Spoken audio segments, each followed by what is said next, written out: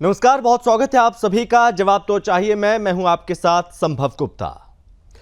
जवाब तो चाहिए मैं आज हम बात करेंगे राजस्थान के उस प्रशासन की जो खुद तो कई टन एसी में बैठकर अपने आप को गर्मी से निजात दिला रहे हैं, लेकिन वो उन गरीब, लाचार और बेबस हिंदुओं को भूल जाते हैं जिनके घरों पर उनका बुलडोजर बेखौफ होकर दौड़ता है।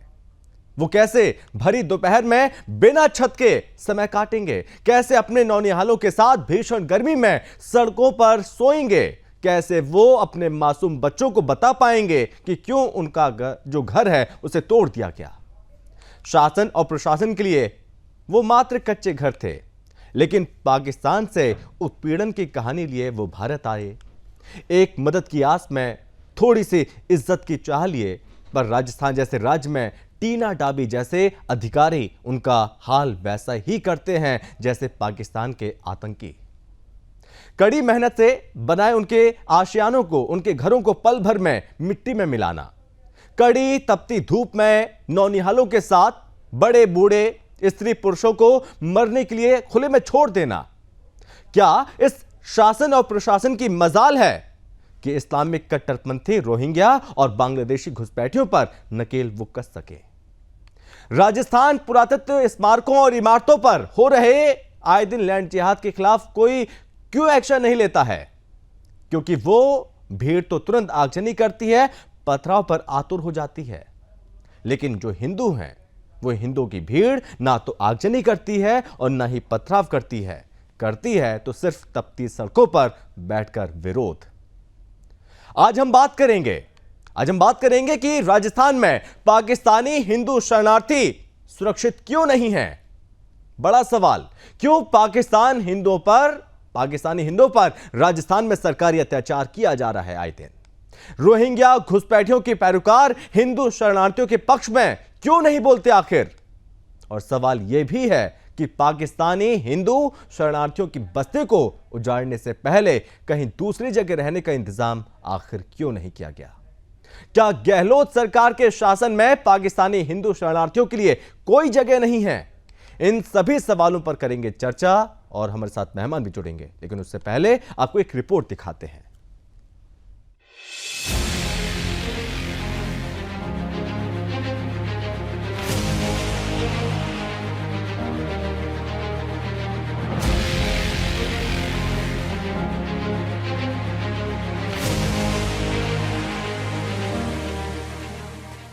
हिंदुस्तान में फिलहाल गर्मी का मौसम है।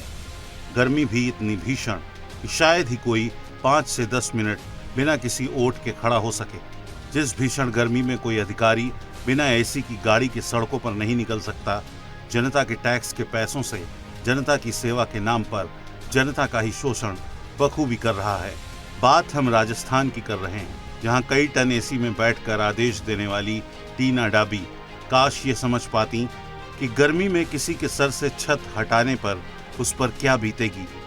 4 दीवारों के भीतर एक व्यक्ति गर्म हवाओं, सूरज की तपन और बेमौसम आई आफत से बचता है, लेकिन जोधपुर के बाद जैसलमेर में पाकिस्तान में उत्पीड़न के शिकार से बचकर आए हिंदुओं के घरों को फिर उजाड़ दिया गया। मंगलवार को हुई इस ध्वस्तीकरण की मुगलिया कार्रवाई पर शासन प्रशासन एक दूसरे की पीठ तो थपथपा रहा है, लेकिन इस भीषण गर्मी में अपने नौनिहालों के साथ सड़क पर बैठी उस माँ का दुख कोई नहीं समझ रहा।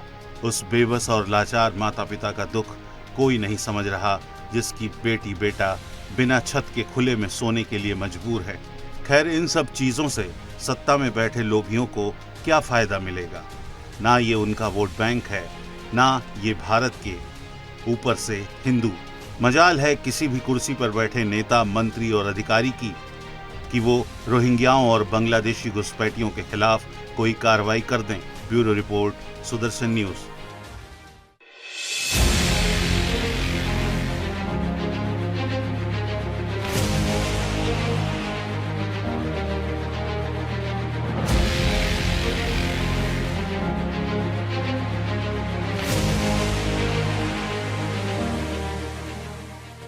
कल शाम को 6 बजे यूआईटी ने हमें यह हिदायत दी कि आप रातों रात बोरिया बिस्तर बांध करके यहाँ से कहीं चले जाओ। अब सर आप भी ये सोचें कि 6 बजे एक ऐसा मौखिक अल्टीमेटम दिया जाता है और इन लोगों के कहीं कोई घर होते तो उसी वक्त भी निकल जाते, कहीं कोई घर। रोहिंग्याओं से प्यार किया जाएगा लेकिन पाकिस्तानी हिंदुओं पर वार किया जाएगा, ये कब तक चलेगा? और राजस्थान में पाकिस्तानी हिंदू शरणार्थी आखिर सुरक्षित क्यों नहीं है और हिंदुओं पर राजस्थान में सरकारी अत्याचार किया जा रहा है, वो कब तक जारी रहेगा? इसी पर करेंगे चर्चा। मेहमान भी हमारे साथ जुड़ रहे हैं। सबसे पहले परिचय करवाते हैं, हमारे साथ जुड़ रहे हैं इस पर चर्चा करने के लिए कांग्रेस प्रवक्ता है रत्नाकर सिंह जी। रत्नाकर सिंह जी, बहुत स्वागत है आपका। रमन मलिक हैं प्रवक्ता बीजेपी से। रमन जी, बहुत स्वागत है आपका। और साथ ही हिंदू महासभा अध्यक्ष हैं चक्रपाणी जी महाराज। चक्रपाणी महाराज जी, बहुत स्वागत है आपका भी। सबसे पहले शुरुआत मैं आपसे ही करूंगा रत्नाकर जी। रोहिंग्या घुसपैठियों के पैरोकार हिंदू शरणार्थियों के पक्ष में नहीं बोलते, लेकिन यहां पर जो पाकिस्तानी हिंदू यहां पर आते हैं, वहां पर यात्राएं उनको दी जाती है पाकिस्तान में, वो इस मुगालते में आते हैं कि उन्हें यहां पर प्यार मिलेगा, अपनापन मिलेगा। लेकिन यही दर्द जो वहां पर दर्द मिल रहा था, जो ठोकरें वहां पर दी जा रही थी, वही सब कुछ यहां पर उन्हें मिल रहा है। आखिर क्यों? संभव जी, देखिए, मैं पहले चीज तो ये कहना चाहूंगा कि जो आरोप लगाया जा रहा है राजस्थान की सरकार पे, गहलोत की सरकार पे, वो बिल्कुल निराधार है और बेबुनियाद है।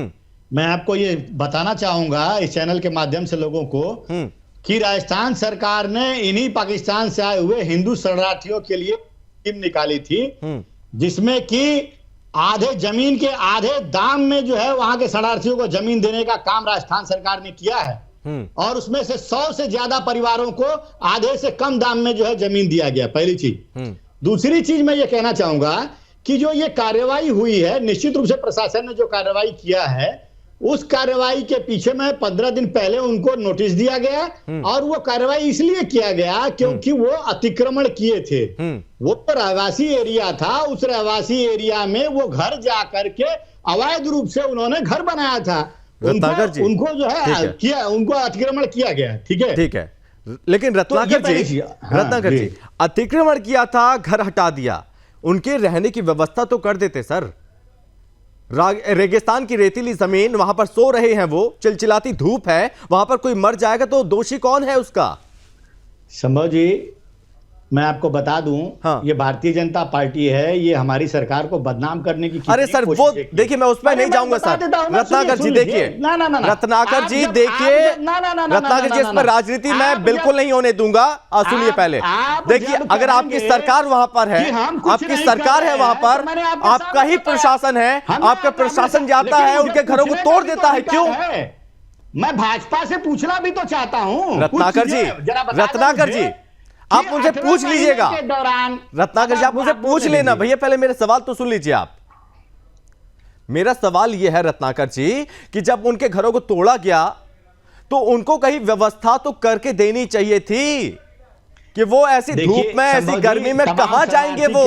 अरे सुन लीजिए, तमाम शरणार्थी कैंप बने हुए हैं। शरणार्थी कैंप में जाकर के कोई भी पाकिस्तानी हिंदू शरणार्थी जो है ना, वहां पे जाकर उनको वहां पर कौन भेजेगा? आप ही लोग भेजेंगे, आपकी सरकार, आपका प्रशासन ही तो भेजेगा महोदय। अब आप सुनिए, प्रश्न पे प्रश्न पूछते जाएंगे तो उसका जवाब तो, लेकिन आपको मतलब मेरे सवालों का एकदम सही जवाब देना है। आप मेरे सवालों का घुमा फिरा कर जवाब देंगे तो मैं नहीं सुनता हूं। फिर अरे मैं आपको बता रहा हूं कि हमने कितना काम किया है वहां के। आपने कितना काम किया अलग बात है, लेकिन सामने तस्वीर क्या है उस पर भी तो चर्चा होनी चाहिए। बिल्कुल चर्चा होनी चाहिए। तो मैं तस्वीर पे चर्चा कर रहा हूं, पूरा उसी मुद्दे पे चर्चा करने के लिए बैठा। बोलिए, जरा मुझे भी तो मौका दीजिए बोलने के लिए। बोलिए, मैं भी तो बोल दूं। देखिए, ये भारतीय जनता पार्टी है, ये कहती है, आरोप लगाती है कि रोहिंग्या मुसलमानों को ये हम लोग विशेषतः जो है फायदा देते हैं और हिंदू शरणार्थी आते हैं उनको फायदा। मैं पूछना चाहता हूं भारतीय जनता पार्टी से, 2 प्रश्न पूछना चाहूंगा। पहली चीज ये है कि 18 महीने के दौरान जो 1500 पाकिस्तान से हिंदू शरणार्थी जो आए थे यहाँ पे, उन्होंने यहाँ की नागरिकता के लिए आवेदन किया था, लेकिन उन लोगों को नागरिकता नहीं मिली और वापिस उन बेचारों को जाना पड़ा। क्या भारतीय जनता पार्टी, अगर ये अपने को तथाकथित हिंदू हितैषी पार्टी बनती है, उनका दायित्व तो नहीं बनता है कि जो पाकिस्तान में बेचारे जो प्रताड़ित किए जा रहे हैं और भारत में आकर शरण चाहते हैं, भारत में आकर नागरिकता चाहते हैं, तो ये नागरिकता क्यों नहीं देती है? 1500 लोग 18 महीने के दौरान जो है पाकिस्तान चले गए। दूसरी चीज मैं कहना चाहूंगा कि ये बता दे भारतीय जनता पार्टी के जो इल्जाम लगाते हैं हम रोहिंग्या मुसलमान कहते हैं, कि देश से कितने रोहिंग्या मुसलमानों को इन्होंने वापस भेजा है बांग्लादेश में, ये बता दे मुझे। ठीक है, हो गया के साथ बता दे। ठीक है, हो गया। दूसरी चीज हाँ। दिल्ली में जो है ये रोहिंग्या मुसलमानों को हिमायती बनते हैं और कहते हैं जो है उसको भगाया नहीं जा सकता है। तो ये किस तरह से हमारे ऊपर आरोप लगाते हैं, जो कि हमारी सरकार जो हिंदू शरणार्थी है उसके लिए किफायती दाम पे जमीन मुहैया करा रही है। तो उन सब चीजों को भी आप देखिए कि हमने क्या किया है। देखिए आज राजस्थान में परिस्थिति ऐसी है कि भारतीय जनता पार्टी के पास कोई मुद्दा बचा नहीं है। आपने देखा कि जन आक्रोश यात्रा ये निकाले थे बड़े जोर शोर से, वो टाटा फिक्स हो गई। ठीक है रत्नाकर जी, आपकी सरकार ने और आपकी पार्टी ने क्या किया मैं आपको आगे बताऊंगा। अब मैं आपको आगे बताऊंगा। अब बात कर लेते हैं रमन जी से। रमन जी, आप तक आवाज पहुंच रही है मेरी? रमन जी, आप मुझे सुन पा रहे हैं क्या? हेलो जी रमन जी, आप तक आवाज पहुंच रही है मेरी? सुन पा रहे आप मुझे? जी रमन जी, सबसे पहले तो यही चीज, ये जो पाप है ये पाप कभी धुला नहीं जाएगा और इस बेबसी के लिए जिम्मेदार कहीं ना कहीं आप हम सब हैं इसके लिए जिम्मेदार। देखिए ये अब फिर आप बोलेंगे कांग्रेस के जो प्रवक्ता है फिर वो रोएंगे, छाती पीटेंगे। इस व्यवस्था का सूत्रधार, उपजनक, सबको जो मर्जी कह लीजिए, वो एक व्यक्ति है और उस एक व्यक्ति की महत्वाकांक्षा प्रधानमंत्री बनने की। उसके अलावा इस देश के जो 25 बता दीजिए 1800-1500 लोगों को क्यों नहीं आपने नागरिकता दिया? अरे ये है बारे में बोल रहा था। देखिए रत्नाकर जी बीच में मत बोलिए अभी आप, क्योंकि उन्होंने रमन जी ने अभी आपके बीच में कुछ नहीं बोला। मुसलमानों को आपने बाहर निकाला। रत्नाकर जी, रमन जी ने आपके बीच में कुछ नहीं बोला। अभी आप पहले उनको सुन लीजिए, आपकी बारी आए तो आप बोलिएगा, खूब बोलिएगा। रत्नाकर जी, रमन जी बोलिए। अलबत्ता लग आप वही रहे हैं, खैर उसको छोड़ दीजिए। लेकिन मैं जो फैक्ट बोल रहा हूं वो यही है कि ये जवाहरलाल नेहरू की लालसा अपने आप को प्रधानमंत्री देखने की इतनी थी कि उन्होंने 25 लाख लोगों की बलि चढ़ाई और 2.5 करोड़ से ऊपर लोग विस्थापित हो गए और ये कीमत थी उनके प्रधानमंत्री बनने की और जिन्ना के प्रधानमंत्री बनने की। बहुत निंदनीय वक्तव्य दिए हैं इन्होंने, बहुत ही निंदनीय वक्तव्य। पूर्व प्रधानमंत्री के ऊपर इतना घोर गंभीर आरोप लगाना बिना किसी तथ्य के, ये मैं ये बोलूंगा रमन जी को कि माफी मांगना चाहिए इनको, देश से माफी मांगना चाहिए कि एक पूर्व प्रधानमंत्री को 25 लाख लोगों क्या हत्यारा बता रहे हैं ये, इनको माफी मांगना चाहिए चैनल पे। बिना तथ्य के, बिना आधार के इस तरह के आप प्रधानमंत्री के ऊपर जिन्होंने देश सेवा की, जिन्होंने सालों तक 10 साल जो है वो जेल में रहे, इस देश के लिए जेल में रहे, और उनको ये कह रहे हैं कि उन्होंने 25 लाख लोगों की हत्यारा बता रहे हैं। उनको माफी मांगनी चाहिए इनको, रमन जी को बैठ करके यहाँ पे लोग पूर्व प्रधानमंत्री के बारे में आप इस तरह की वक्तव्य कर रहे हैं। अरे हटो, नहीं मांगता। 10 साल तक जेल में रहा, वो जेल में रहे, किस लिए जेल में रहे? आपके लिए जेल में रहे, किस लिए जेल में रहे? वो देश के लिए जेल में रहे, खुद के लिए जेल में नहीं रहे। आपके पास जवाब नहीं है, इसलिए आप व्यक्तिगत आरोप लगा सकते हैं। मैं पूछता हूँ 1500 लोगों को क्यों वापिस भेज दिया? नागरिकता क्यों नहीं दिया आपने? नागरिकता क्यों नहीं दिया? 18 महीने के दौरान 1500 लोगों को वापिस पाकिस्तान में जलालत में भेज दिया आप क्यों नहीं नागरिकता दिए? आप मुझे जवाब दे दीजिए। आपने कितने हिंदुओं को वीजा दिया है? रोहिंग्या मुसलमानों को कितनों को बाहर निकाला है देश से? आप जवाब दे दीजिए। आप जवाब नहीं दे पाएंगे, आप व्यक्तिगत आरोप लगाएंगे। संघ की और भाजपा की यही नीति रही है, व्यक्तिगत आरोप लगाना, सिर्फ व्यक्तिगत आरोप लगाना। आप मुद्दों पे बात कर नहीं पाएंगे कि हर मुद्दे पे फेल है आप। राजस्थान में आप जो है बुरी तरह से पिट गए हैं, इसलिए जो है व्यक्तिगत आरोप लगाना ये जनता बता देगी कौन पिटा कौन नहीं पिटा, ये जनता बता देगी। लेकिन रमन जी एक चीज और, कर्नाटक में जनता ने बता दिया ना किस तरह से ये तुष्टीकरण की राजनीति कर रहे हैं। मैं ऐसे कहूंगा तो उत्तर प्रदेश में भी बता दिया, उत्तराखंड में भी बता दिया, वहां पे मत जाइए, ठीक है। और हमारे अभी साथ तो राजनीतिक मुझे विश्लेषक हैं जो कि संजय सिंह कछवा जी। संजय जी, बहुत स्वागत है आपका। ये एक मिनट में शुभम जी मेरे को बात खत्म करने दीजिए। जी, इन्होंने जल्दी से सवाल- खत्म कीजिए जी। उस सवाल का जवाब ये है, इन जैसे कांग्रेस जैसे और इनके चमचों जैसे देश और समाज और संस्थान और धर्म के विरोधी लोग, जब सीएए आया तब इन्होंने 83% कर्नाटक में हिंदू है, वोटर थे 83%। वो धर्म के अगर हम विरोधी रहेंगे तो वो हमको वोट नहीं देते। रमन जी वोट नहीं देते। लिंगायत समाज में 69 सीटों में 45 सीट कांग्रेस को मिला है और लिंगायत समाज सबसे बड़ा हिंदू समाज है। वहां पे सबसे बड़ा समाज है। 83% लोगों ने आज के और इस बीच यहाँ पर कुछ प्रतिक्रिया सुन रहे हैं। टी नड्डा भी कुछ कह रही हैं। तो उनको हटाया। वहाँ पे फिर जो पाक विस्थापित समाज था जो वहाँ बैठा था, उनका काफ़ी विरोध भी हुआ और आज हमने बहुत अच्छी उनसे सक्सेसफुल और पॉजिटिव वार्ता करी, उनकी डिमांड्स भी सुनी। उनकी मुख्य डिमांड यही थी कि उनको बैठने की कोई जगह दी जाए।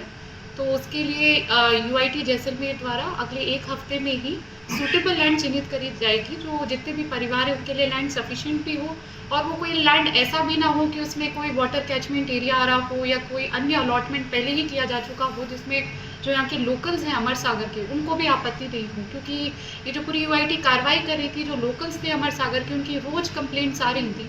तो एक रूटीन जो इंक्रोचमेंट रिमूवल था वो तो हमारा लगभग पूरा हो गया है और क्योंकि आज बहुत अच्छी हमारी वार्ता भी हो गई जितने भी पाक विस्थापित हमारे यहाँ रिफ्यूजीज़ हैं उनसे, और वो मान भी गए क्योंकि उनकी प्रमुख बात यही थी कि उन्हें बैठने के लिए अब एक ज़मीन चाहिए।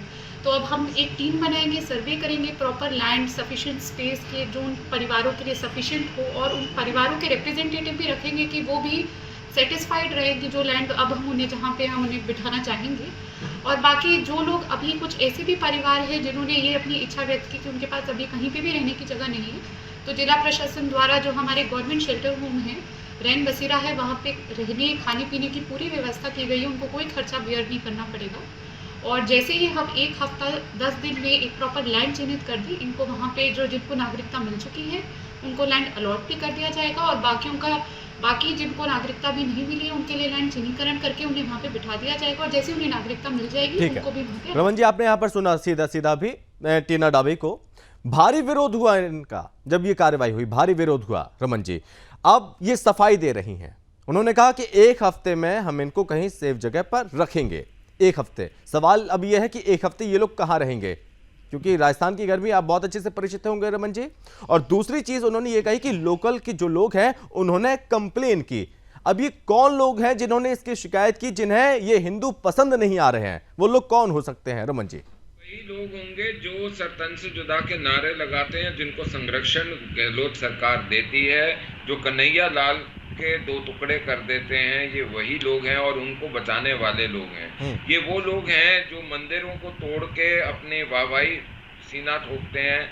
ये वो लोग हैं जो हर बारी किसी ना किसी तरीके से हिंदू की हत्या होने पे एक सामान्य अपराध बताते हैं और जब उसका कोई प्रतिकार होता है या कुछ और लोग गलत करते हैं और उसका प्रतिकार हो जाए तो उसको ठीक है लिंचिंग का नाम देते हैं। ठीक है डॉक्टर संजय जी, जो हिंदू के मरने पे एक छोटी मोटी घटना बोल देते हैं और मुसलमान डॉक्टर संजय जी आप तक आवाज पहुंच रही है मेरी?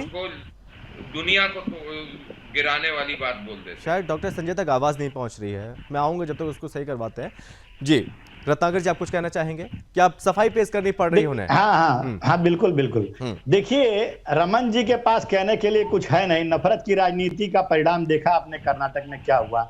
ये हमको हिंदू विरोधी बताते हैं, हिंदू विरोधी बताते हैं। अब हाँ, हिंदू विरोधी हमको बता रहे हैं। 83% वोटर जो है कर्नाटक में हिंदू है और उन्होंने हमें जिताया है। तो हम हिंदू विरोधी हैं या इनके छद्म राष्ट्रवाद जो फर्जी हिंदुत्ववादी जो लोग हैं इनके विरोधी है जनता। ये लोग उस संगठन के बारे में बात करते हैं जो हिंसा फैलाता। अभी मॉब लिंचिंग की बात कर रहे थे। अभी बताइए मॉब लिंचिंग कौन कराता है? ये आपके जो संगठन जो तथाकथित हिंदू संगठन कहते हैं ना, वही कराते हैं और भगवान श्री राम का नाम बदनाम करने की कोशिश करते हैं। जय श्री राम करके लोगों को मारने पीटने का काम करते हैं। ये कौन रत्नाकर से जी, हिंदुत्व का पाठ पढ़ा रहे हैं आप? और कौन सी जनरेशन अगला बनाना चाहते हैं आप? रत्नाकर आने जी, वाली पीढ़ियों के लिए कुछ तो सहेज के रखिए, कुछ तो रत्नाकर जी, सहयोग के रखिए। ये कोई कि जो बदले की आने वाली भावना से पीढ़ियों को हम कार्रवाई तो गर्व नहीं से हो कह रही है। सकें कि देखो हमने कितना प्यारा भारत देश बनाया है, जहां पे सारे धर्म के लोग एक साथ रहते हैं, सारे समाज के लोग एक साथ रहते हैं। ऐसे नफरती रत्नाकर जी, लोगों को दरकिनार करेगी जनता 2024 में। ठीक है, वो जनता पे छोड़ देते हैं, लेकिन ये नहीं लगता कि ये कोई बदले की भावना से कार्रवाई हो रही है? क्योंकि यूपी में बुलडोजर चलता है तो आप लोगों को छाती पीटते हैं, और कई ऐसे पुरातत्व इमारतें हैं, स्थल हैं जहां पर जिहादियों का कब्जा है, वहां पर बुलडोजर नहीं चला, उनके घरों पर बुलडोजर नहीं चलेगा। बुलडोजर राजस्थान में चलेगा, वो भी पाकिस्तानी हिंदुओं की बस्तियों में, उनके घरों पर। रमन जी यहीं बैठे हैं, पूछ लीजिए कितने रोहिंग्या मुसलमानों को इन्होंने दिल्ली से बाहर भेज दिया है, पूछ लीजिए यहीं से। नहीं बता पाएंगे क्योंकि भेजा ही नहीं इन्होंने। जब भेजने की बात आती है तो फिर ये भेजने की बात आती है रत्नाकर, जब आपने बात बोली है भेजने की बात आती है, तो आप जैसे लोग ही उनके समर्थन में खड़े होते हुए नजर आते हैं। जैसे कि एग्जांपल देता हूं, मैं एग्जांपल देता हूं, हल्द्वानी में 5000 से ज्यादा लोग जो कि रेलवे पटरियों के किनारे बसे हुए हैं, अवैध रूप से बसे हुए हैं, जब उनको खाली करवाया जाता है तो आपके जैसे नेता आगे आते हैं, उनके साथ में खड़े हो जाते हैं, और उन्हीं के समर्थन में आप लोग कोर्ट भागते हैं और कहते हैं कि इनको यहीं पर रहने दो। केंद्र सरकार मुफ्त में जमीन दे, मैं मांग करता हूं। क्या हल्द्वानी में, रत्नाकर जी, क्या हल्द्वानी में जो 5000 लोग अवैध रूप से रह रहे हैं, क्या वो इलीगल है या लीगल है? आप मुझे बताइए जमीन दिया जाए, रत्नाकर जी। दिया जाए। 5000 से ज्यादा लोग अवैध रूप से रह रहे हैं, उनके साथ आप और आपकी पार्टी खड़ी हुई है, उनके लिए आप कोर्ट जाते हैं ताकि स्टे लग जाए। आरोप लगाने से सिर्फ परिस्थितियां सच नहीं हो जाती, ठीक है? तो आप उनके साथ खड़े क्यों नजर आए? जब उन पर कार्रवाई हो रही थी तो आप लोग कोर्ट क्यों गए उनके समर्थन में? आपने एक बार भी पूछा क्या इनको 1800 हिंदू शरणार्थियों को क्यों नहीं इन्होंने भारत की नागरिकता दी? अरे मैं आपसे पूछ रहा हूं भाई साहब, मैं आपसे पूछ रहा हूं, जो अवैध रूप से यहाँ पर रह रहे हैं, जिनका कोई हमसे लेना देना नहीं है, करेंगे क्या ये? अगर हिंदू हमारे देश में आ रहे हैं उनको अपनाना चाहिए, लेकिन आप कैसे अपनाएंगे? हमने दिया है जिहादियों को, सरकार ने आधे दाम में जमीन को दिया है, आधे दाम। डॉक्टर संजय जी, आप तक आवाज पहुंच रही है कि मेरी? ये सरकारी जमीनें मुफ्त में देंगे, पूछ लीजिए, इनसे बैठे हैं, पूछ लीजिए। डॉक्टर संजय जी, सुन पा रहे आप मुझे? मेरी आवाज आ रही? डॉक्टर संजय जी, सवाल आपसे यही है, हम देखते हैं कि एक तरफ वो अत्याचार सहते हैं पाकिस्तान में, वही दुराचार हिंदुस्तान में भी उनके साथ होगा, फिर हम में और दुश्मन देश में क्या फर्क रह जाएगा? आवाज आ रही है? जी आ रही है सर, बोलिए आप। जी धन्यवाद। देखिए, विश्व भर के हिंदुओं के लिए अगर कहीं पर भी उनके साथ अत्याचार होता है तो उनके लिए सिर्फ एक घर है जिसका नाम भारत इंडिया है, और अगर वे कहीं पर भी जाना चाहेंगे तो उनके इस घर में ही उन्हें वापस आना पड़ेगा। और हमारी भी जिम्मेदारी है कि हम विश्व भर में जहां भी प्रताड़ना हो, ऐसे जो हिंदू हिंदुस्तान में आते हैं उन्हें आश्रय देना, उनकी जीवन की सारी सुविधाएं देना, ये हमारा कर्तव्य है। और राजस्थान की सरकार अगर इस कर्तव्य से दूर होती है तो यह देशद्रोह है, यह हिंदू द्रोह है। और इसलिए हम समझते हैं कि राजस्थान की सरकार ने जो किया है वह मानवता के लिए भी शर्मसार करने वाला है। हम केंद्र सरकार से, गवर्नमेंट ऑफ इंडिया से विनती करते हैं कि आप इन हिंदुओं के लिए अपनी तरफ से व्यवस्थाएं कीजिए और संघीय ढांचे में राजस्थान की सरकार को आने वाले हिंदुओं को आश्रय देने के लिए बाध्य करें। क्या डॉक्टर संजय जी, आपको नहीं लगता कि हम हिंदुओं की आदत हो गई है अपने ही देश में ठोकरें खाने की? हम कुछ बोलते नहीं है, हम कुछ कहते नहीं है, हम चाहते हैं कि शांति से सब कुछ हो जाए, लेकिन ये लोग नहीं मानेंगे। उसके लिए क्या रास्ता होना चाहिए फिर ऐसे में? अगर शासन प्रशासन हिंदुओं को आश्रय और सुविधाएं देने में असफल होता है तो हम मानते हैं कि यहाँ पर बहुत सारे हिंदू और हिंदू ऑर्गेनाइजेशंस हैं, जैसे राष्ट्रीय स्वयंसेवक संघ होगा, आर्य समाज होगा, स्वाभिमान भारत होगा, स्वामी विवेकानंद मिशन होगा, रामकृष्ण आश्रम होगा, और बहुत सारे हिंदू हमारे हिंदुओं के लिए काम करना चाहते हैं। उन्हें वह सुविधा देने के लिए, इंफ्रास्ट्रक्चर देने के लिए सामने आ रहे हैं। लेकिन जब बाहर के देश का कोई हिंदू आता है तो उसे कानूनन भी सहायता लगती है केंद्र और राज्य सरकार कम से कम उनको टेक्निकल सहायता दे, बाकी उनकी जीवन की सारी सुविधाएं देने के लिए हिंदू समाज सक्षम है, हम सब सक्षम हैं, हम उन्हें सुविधाएं जरूर देंगे। कानून के तहत आने वाली तांत्रिक टेक्निकल मदद सरकार को जरूर देनी चाहिए, बाकी हम सब सक्षम हैं। रमन जी, हम सुविधाएं देंगे, सब कुछ देंगे इन हिंदुओं को, लेकिन जो जोधपुर में होता है, जो जैसलमेर में होता है, ठीक है, वहां पर प्रशासन की नाकामी है, प्रशासन ने यहां पर जो भी करता है इनके साथ अत्याचार करता है, ठीक है, क्या यहां पर केंद्र का ध्यान नहीं जाता? क्या केंद्र नहीं उनकी मदद करना चाहती? नहीं, हम तो मदद करना चाहते हैं और हम उसमें प्रावधान बनाने के लिए सारे काम कर रहे हैं। हम सीए का जो विषय है उसके वो लाए इसीलिए थे कि ये जो पाकिस्तान, बांग्लादेश और अफगानिस्तान 3 जगह पे 1947 से पूर्व जो हिंदू वहाँ पे, क्योंकि एक बड़ा हिंदुओं का तबका अफगानिस्तान में भी रहता था, एक बड़ा हिंदुओं का तबका जो आज वर्तमान पाकिस्तान है वहाँ भी रहता है। हम उन परिवारों के लोग हैं जिनके परिवार वहाँ पे कटे हैं, मरे हैं, तो उनका भी है। बांग्लादेश में जो आपका हिस्सा है वो भी, उसमें भी कटे मरे हैं।